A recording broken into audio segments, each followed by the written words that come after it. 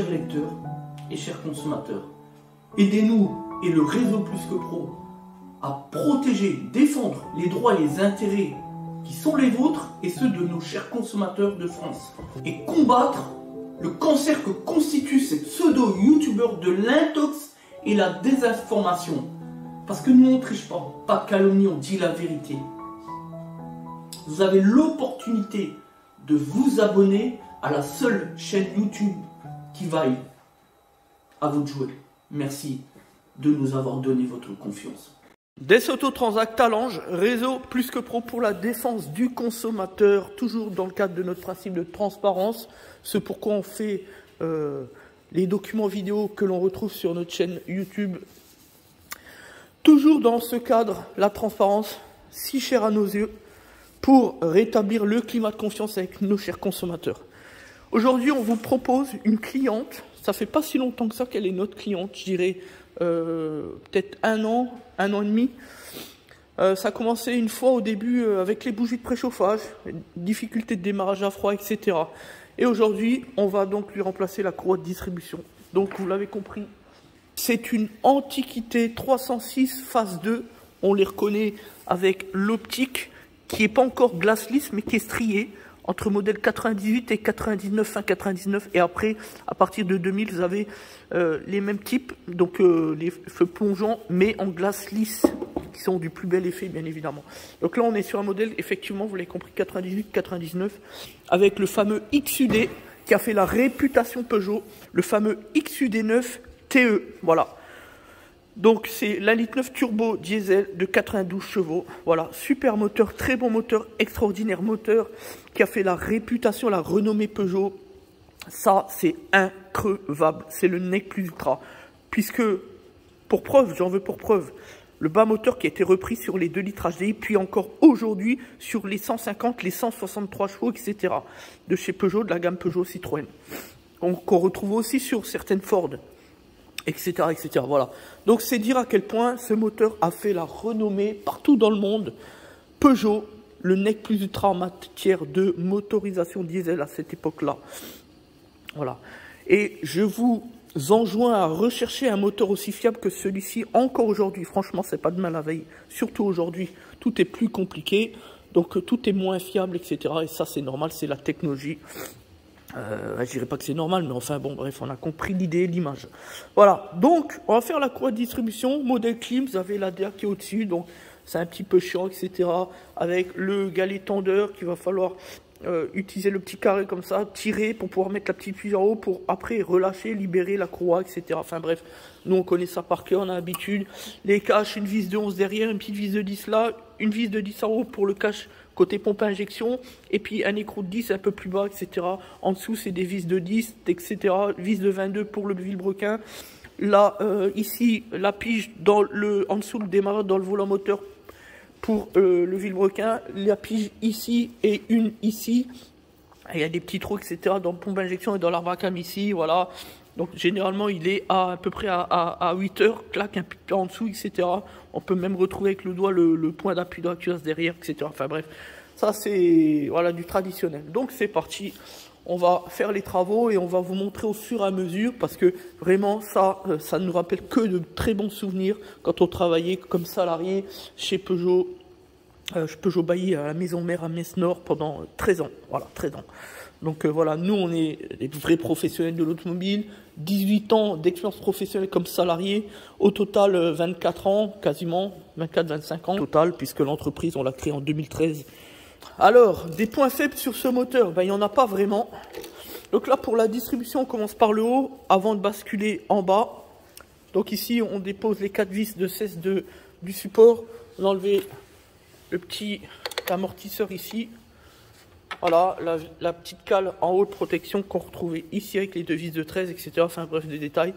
Le petit point faible, je dirais à la limite, c'est au niveau de l'échangeur. Quand on dépose l'échangeur pour remplacer les bougies de préchauffage, hein, on les a remplacées, on vous l'a dit. En dessous ici, vous avez sur la pile d'admission, le petit joint qui prend un peu l'huile. Et du coup, s'il sort de sa gorge, c'est vrai qu'il s'écarte. Enfin bref, à cause de l'huile, il gondole un peu et du coup, il faut le changer ou alors il faut essayer de se démerder pour bien le remettre dans la gorge avec des petites pointes de colle. Enfin, c'est délicat. Ça permet l'étanchéité entre l'échangeur évidemment, puis l'entrée d'admission puisqu'on a quand même la pression de turbo qui arrive dedans. Donc, enfin bref, voilà. Mais encore, c'est un point de détail. Un petit joint comme ça coûte 3,30 €. Donc, vous voyez le truc, c'est voilà. Donc là, sinon, non, vraiment, il n'y a pas de... J'ai pas le souvenir qu'il y a de vrais points faibles sur ce moteur. Des pannes, des causes connues, maladies, même pas. Au niveau de la pompe à injection, il n'y a jamais eu réellement de problème. Donc voilà, ça avait une pompe d'amorçage même4 les injecteurs, il n'y a jamais de souci, loin de l'idée même. Pour la dépose du filtre à carburant, pareil, ça c'est magnifique. Les 4 petites vis de Clémal de 4 là, tac tac. La jauge, à l'époque, c'était du costaud, puisque c'était pas du plastique, c'est du métal. Donc, non, vraiment, il n'y a pas de point faible. Hein. Je ne peux même pas dire que la batterie, on a eu des cas où c'était...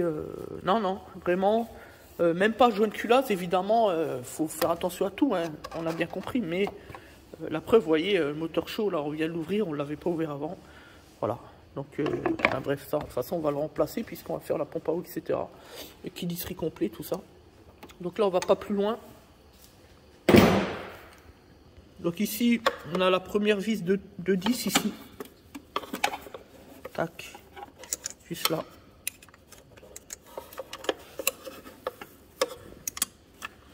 Juste là. Tac. Voilà. On a juste besoin de la desserrer. Ici, a juste besoin d'enlever la petite pompe là d'amorçage pour le gasoil. À une main évidemment, pas simple. La vis de 10, tac. Et on a l'écrou comme on l'a dit tout à l'heure en bas.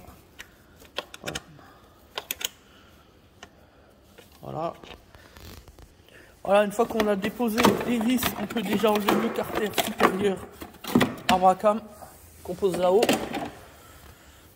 Vous voyez. Voilà. Donc là, on a le premier point de pige ici. On le voit, le petit trou là, qu'on va devoir retrouver. Je ne me rappelle plus, c'est vrai que c'est assez vieux. Ah non, là-dessus, ouais, le point il est là. Donc on est quasiment en face. Il faudra juste retarder un peu. Voilà. Bon, ça ici, on l'enlèvera plus tard. Puisque là, ce qu'on va faire, on va décoller ici la vis de 13 qu'on a retrouve derrière, l'espèce de protecteur de la croix accessoire sur la pompe DA, pour donner plus de place ici pour pouvoir sortir. Voilà. Donc là, on enlève le cache. C'est un peu chier parce qu'on n'a pas enlevé le support, mais peu importe, c'est pas grave. Vous voyez, ici, on a libéré la vis de 13 ici pour le petit protecteur de la croix accessoire. Voilà. Donc là, vous avez une vis ici, puis là, vous avez l'encoche pour l'écrou de 10 qui était en dessous. Là, on le voit ici. Voilà. Sur le cache, pareil. Ici, vous avez la vis de 11 ici et la vis de 10 ici. Voilà. Donc là, on a la courroie. Donc maintenant, en haut, on va s'arrêter là. On va monter le véhicule pour caler en dessous au niveau du vilebrequin. Comme on l'a dit là, on n'est pas loin. Il va juste falloir reculer un tout petit peu le moteur. Voilà, donc là, on retrouve le cache avec une petite agrafe ici, une petite agrafe là et une derrière. Voilà. Donc ça, principalement à cette époque-là, on n'avait pas de cache sous moteur, donc on retrouve ça. Ici, vous avez juste une petite languette. Il y a juste besoin de tirer un peu dessus. Ça, c'est rien. Et nous retrouvons donc les éléments.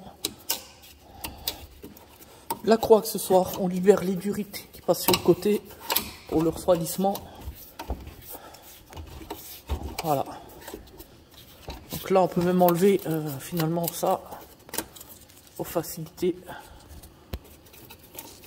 la dépose. Voilà. C'est juste un petit quart de tour emmanché dedans. Donc maintenant, on a beaucoup plus de place. Voilà. Donc là, on a mis la pige dedans. Ici, on voit la queue. En dessous le démarreur. Et on peut même constater que on l'a calé. On vient de le faire un instant. Voilà, elle est retombée. Voilà, ça c'était fait exprès pour la vidéo.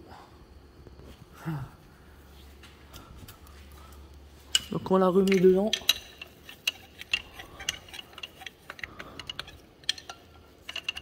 Voilà. Tac. Et donc, voilà, là elle est dedans, puisqu'on bloque. Voilà, vous voyez, ça c'est bloqué. Donc c'est bon. On voit par ailleurs que la courroie elle est en train de dégager. Elle est sortie des gorges d'un petit cran. Ici, ce qui indique que le galet là est mort, il va falloir le remplacer. Voilà, ça on va l'indiquer à la cliente. Donc maintenant, eh bien, on va tout simplement libérer la courroie et puis ensuite desserrer l'écrou de 22 de la poulie Vilebrequin. À savoir que là-dessus, on n'avait pas encore les poulies d'ampère, vous voyez, c'est beaucoup plus fiable. On avait poulies simplifiées quoi à l'époque.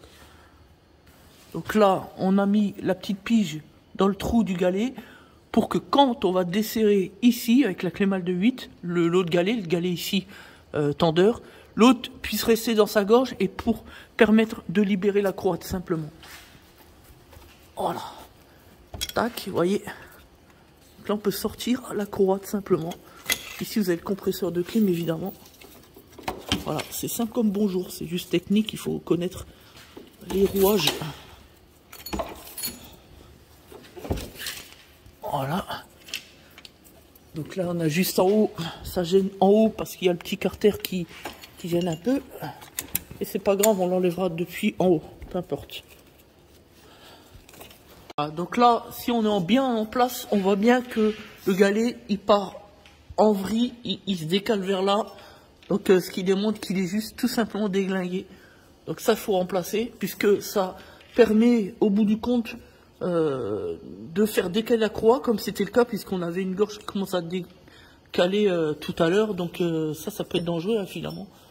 Donc le galet là, on va le remplacer. Donc là, vous avez une vis de 19, et puis derrière, vous avez la fixation pour le ressort. Enfin bref, voilà. Donc ça, on va remplacer. Voilà, donc on a commencé à desserrer à la clé de force, au bras de force, pour s'assurer qu'il n'y ait pas de souci. On ne sait jamais, c'est quand même un véhicule qui a plus de 20 ans. Donc voilà, ce serait con de casser une vis dans le Vilebrequin, ce qui impliquerait la casse moteur finalement, puisque c'est l'équivalent. Donc voilà, le but c'est de bien faire les choses pour une cliente qui compte sur son véhicule, tout simplement. Maintenant, on peut desserrer la débout.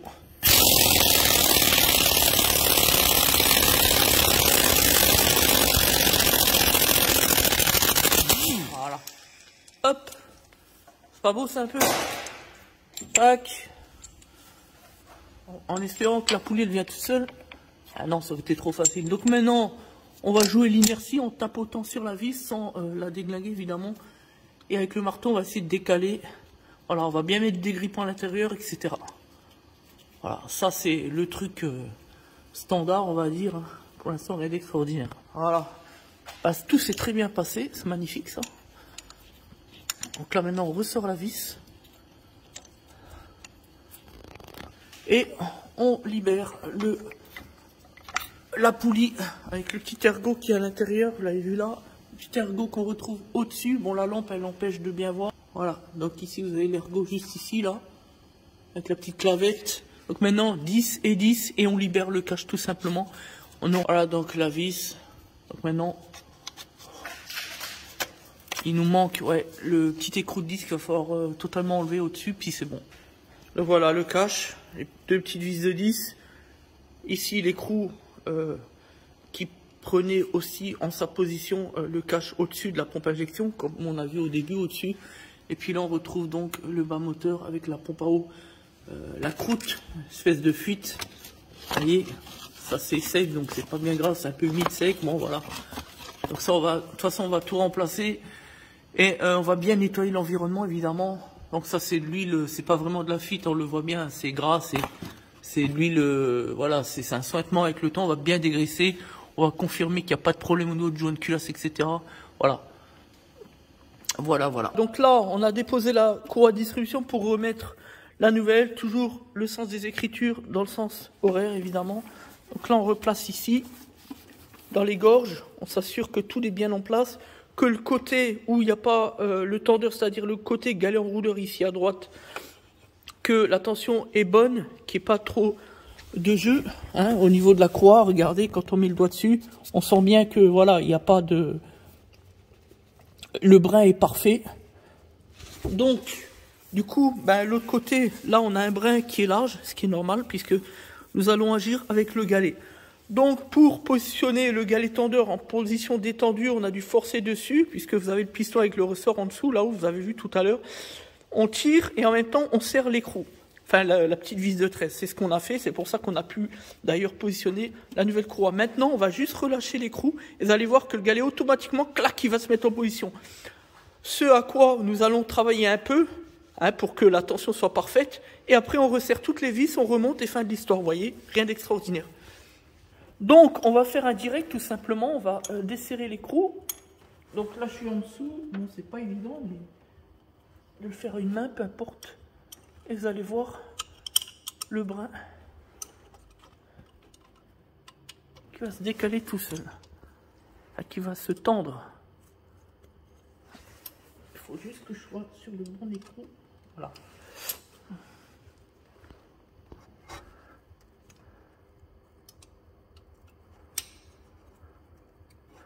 Donc on y va, c'est parti.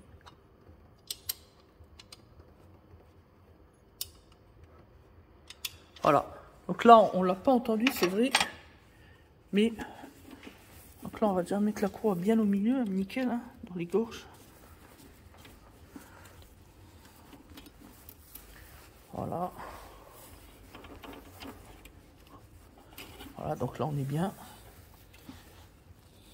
Voilà. Donc les points de calage bien dedans, ici pompe injection et ici la racam. Donc là on voit le brin, le galet qui est bien revenu. Donc là la tension est plus ou moins bonne, on est d'accord. Voilà. En dessous on peut voir mieux. Ici on voit effectivement que le brin et la courroie est bien tendue. Donc ce qu'on va faire maintenant, on va prendre la clé qui va bien. Voilà, carré de vidange. Pour travailler le point du galet tendeur, pour être sûr qu'au niveau de la tension, on est vraiment bien. Parce que des fois, une poussière au niveau du piston peut faire que... Voilà. Donc par conscience professionnelle, on va juste bien gérer cette question. Donc ici, on a le trou. Voilà, là, on est dedans. On peut travailler, regardez. Voyez. Donc si on reste comme ça, là, elle est détendue. Et si on relâche là, hop, là elle est en position tendue. Donc on peut travailler un peu le point en faisant ça par exemple. On travaille vers la tension, on relâche, etc. Voilà. Si on force dessus, on peut avoir un brin qui est archi tendu, comme c'est le cas là. Là on voit bien que c'est archi tendu. Pour ça on relâche. On travaille un peu sur le piston, le ressort. Voilà, comme ça. Et puis voilà, c'est tout. Donc là on peut lâcher et on est en position tendue. Voilà, on est très bien, on a le brin comme il faut. Tac, tac, voilà. Ce qu'on va faire, on va lever en dessous pour confirmer tout est bien en place sur la pompe à eau, sur les divers éléments. Ensuite, on resserre les écrous, etc. On enlève les piges, on fait 2 tours moteur pour s'assurer que tout est bien en place, qu'il n'y a pas de point dur, etc. Et puis c'est parti. Donc là on est bien en place, le brin est bien tendu ici. Là également, on est bien en place au niveau des aimants. On a resserré l'écrou ici. On a resserré évidemment celui qui est tout en haut là derrière. Celui-là, les 2 écrous ici du galet en rouleur, etc. Maintenant, on va reposer les caches et ensuite on va déposer ce galet accessoire ici. On a déjà enlevé la vis de 19 pour le remplacer puisqu'on vous l'a dit, voilà, c'est le galet il est déglingué, hein, il est décalé. Voilà, donc ça peut être dangereux avec la croix accessoire qui dégage, elle peut très bien sortir ou alors entrer par l'intérieur et mettre en danger la distribution. Donc voilà, on joue pas sur ces éléments qui sont quasiment des éléments de sécurité pour le véhicule. Voilà, en tout cas pour l'intégrité du moteur. Donc là, on va remettre le cache qu'on va nettoyer, que nous avons déjà nettoyé. Voilà.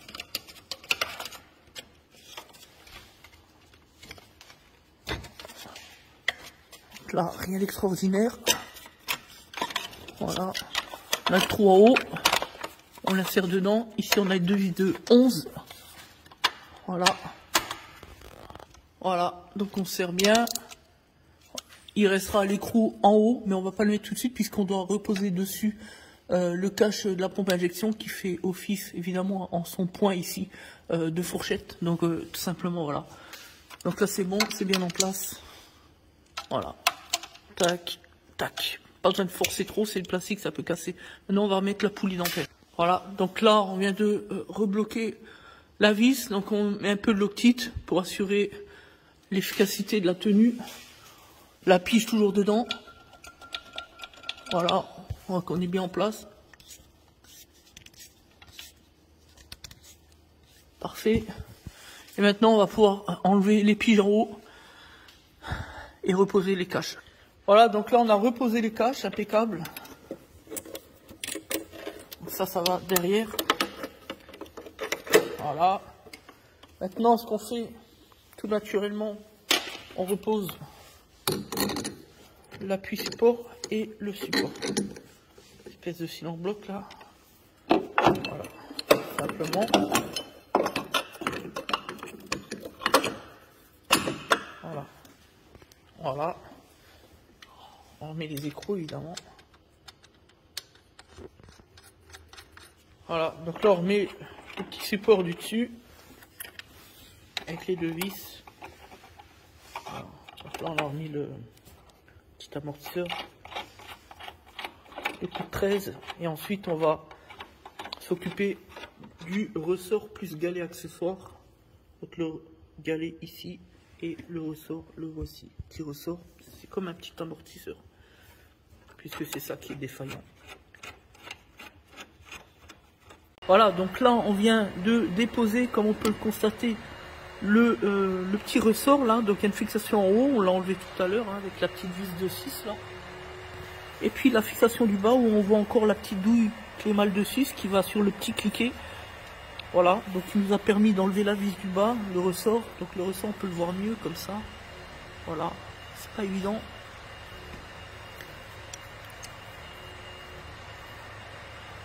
Voilà, donc là on le voit un peu mieux.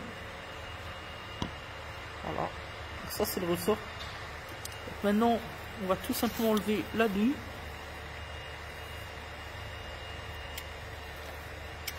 Voilà, petite douille. Et enfin l'ensemble, ressort, on peut le sortir.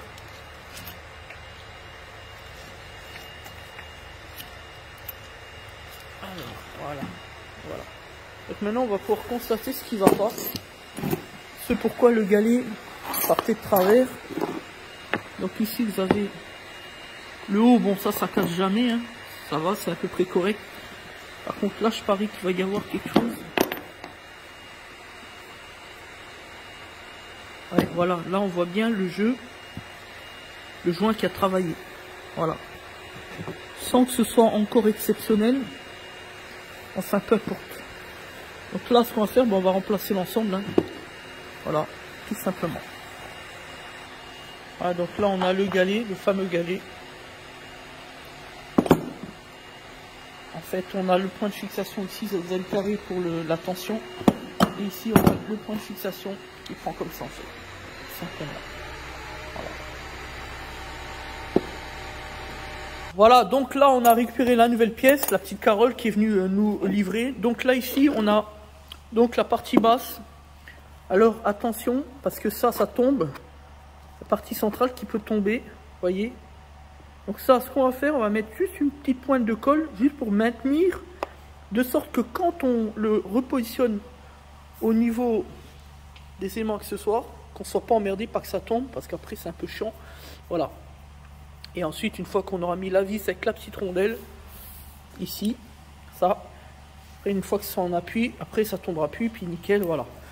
Donc voilà pour les éléments. Donc nous passons au remontage. Voilà, donc là, première partie de l'intervention, le galet est reposé. Voilà, on a bien fixé la vis ici. Maintenant, pour le rendre fixe, évidemment, il va falloir reposer le ressort. Pour ce faire, on descend le véhicule.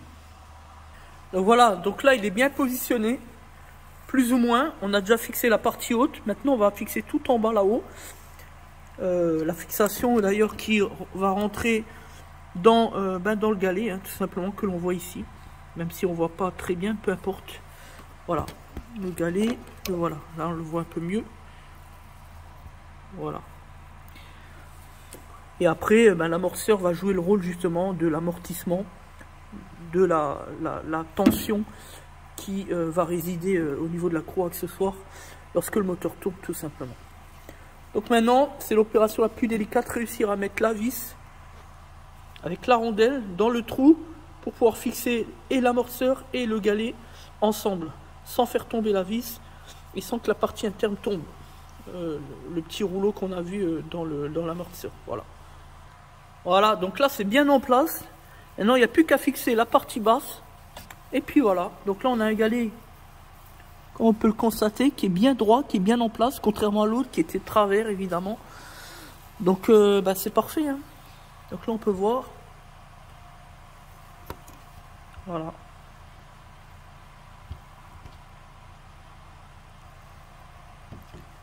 Voilà. Donc voilà, donc maintenant on va serrer et puis on va pouvoir reposer ensuite la croix accessoire. Donc là, on a mis en place le point de pige, même si c'est à l'arraché, on est d'accord, on a pris une toute petite pige parce qu'il n'y a pas beaucoup de place, c'est un peu chiant. Voilà. Peu importe, l'important c'est que le galet soit pigé. Maintenant on va pouvoir remettre donc l'autre galet. Donc celui-ci, le galet tendeur. En fait, plus ou moins, on peut parler de deux galets tendeurs. On a le galet tendeur, celui-là, qui va servir justement à tendre l'autre, à le mettre à la bonne position de tension grâce au petit carré ici. En fait. Donc là, on a un outil spécifique PSA qui va nous permettre de tendre le galet. Voilà, tout simplement. Donc celui-là, on le rapproche un peu, pas plus. Voilà. De sorte de nous permettre de le travailler. Voilà, donc c'est parti, on va reposer la croix accessoire maintenant. Voilà, donc 20 secondes plus tard, la croix est en place. On est d'accord. Bon, elle est détendue évidemment. On vérifie qu'elle est bien dans toutes les gorges. Donc là c'est nickel, même au niveau de la direction, tout en haut là-haut. Direction assistée évidemment, la pompe. Voilà. Donc maintenant que c'est bien en place, on va utiliser, comme on l'a dit, le petit carré ici. Je sais pas si on voit bien. Voilà, le petit carré là. Pour procéder à la tension dans le sens horaire. En gros, on devrait arriver vers ici, au moment où on va libérer la petite pige qu'on a mis tout à l'heure. Elle doit être droite par rapport au trou dans le support. Voilà. Et à ce moment-là, ici on serre, on bloque, et puis l'opération est terminée. Voilà, donc là, on vient de libérer la pige à l'instant à cet endroit-là. Vous voyez ça?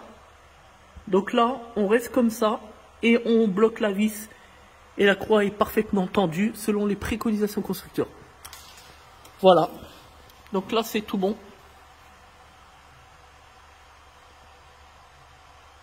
L'opération est terminée. S'auto-transact à l'ange. Nous allons donc terminer l'intervention puisque on a tout remonté. On a fait le niveau, les purges, le point chauffage ici, la culasse plutôt.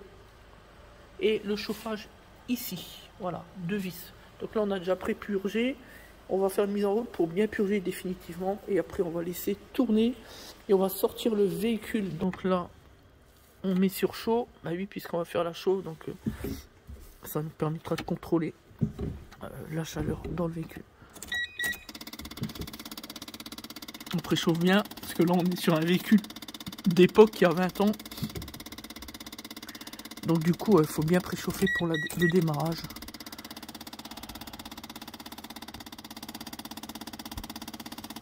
C'est un véhicule qui a pas beaucoup de kilomètres, c'est une dame qui est propriétaire, 108 000 km. Encore un et on y va.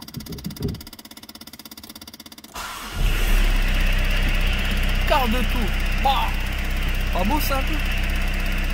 Ah, je me régale, le bruit du XUD9 TE, il est génial, je l'adore.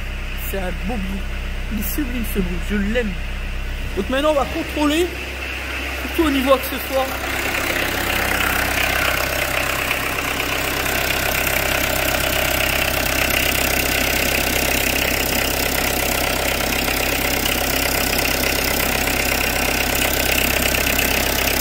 Voilà, donc là on est bien.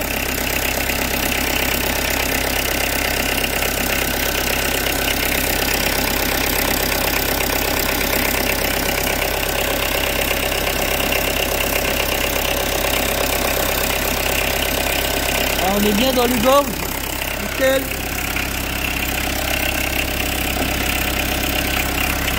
Ça maintenant. Vérifie. Voilà. Ça tout bien, c'est parfait. Maintenant.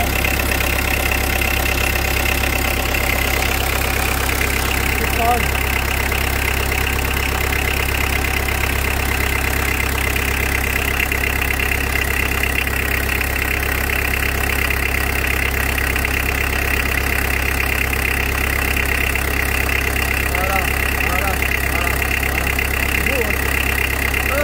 Même la chaleur, ça c'est bon.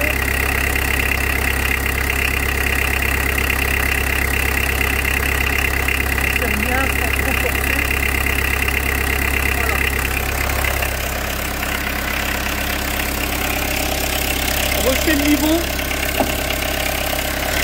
Voilà. Le niveau est bon.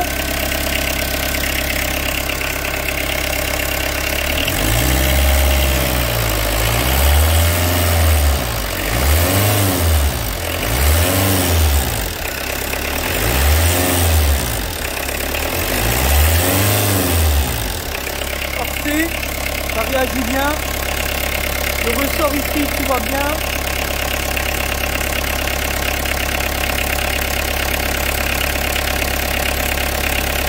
Parfait.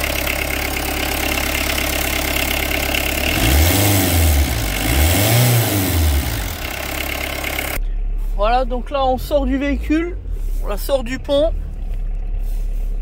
Superbe 306 Turbo D. Ah, ça me rappelle ma jeunesse, j'en suis. Ah, j'en étais dingue, une belle voiture avec le combiné ici, l'espèce de combiné qui avait été modifié par rapport aux toutes premières séries entre 94 et 97. Là, on a l'évolution déjà, donc on a quelque chose de plus beau déjà. Et voilà, ici c'est le bouton de la clim. Bon, là il est cassé. Voilà, ça c'est le recyclage intérieur. Voilà, la clim on coupe. Là, vraiment super caisse, super voiture. C'est Peugeot 306, putain, ça c'était de la bagnole. Increvable les moteurs, le top. En Europe, il n'y a pas mieux. Il n'y a pas de voiture qui est aussi fiable qu'une 306 Turbo D. Enfin, diesel, après, j'ai une petite préférence pour les atmosphériques, évidemment. Ce sera toujours plus fiable qu'un moteur turbo compressé, on est d'accord. Mais voilà, voilà, 306, tout ce qui est diesel, c'était top. Avant, les modèles DJ qui sont arrivés en 98, ouais, comme pour les 206 1.9D, ouais. Et voilà, là il y a eu des soucis, c'est le moteur qui a remplacé le fameux XUD qu'on retrouve dans cette voiture. Voilà, mais voilà, les DJ c'est vrai que c'était pas top. Mais en tout cas, superbe voiture, génial. Ça, c'est toute ma jeunesse quand je travaillais chez Peugeot Bailly, c'était vraiment... Oh, ça me rappelle plein de bons souvenirs. Voilà, donc là maintenant on va la laisser chauffer tout simplement. On va contrôler au fur et à mesure la purge. Et puis après on ira faire un essai sur route et on va vous laisser là puisqu'on a plusieurs clients qui arrivent. Donc pour tout ce qui est dépollution, décalaminage par actif d'hydrogène. Voilà. Merci à tous, c'était donc Des Auto Transact Talange, réseau plus que pro pour la défense du consommateur.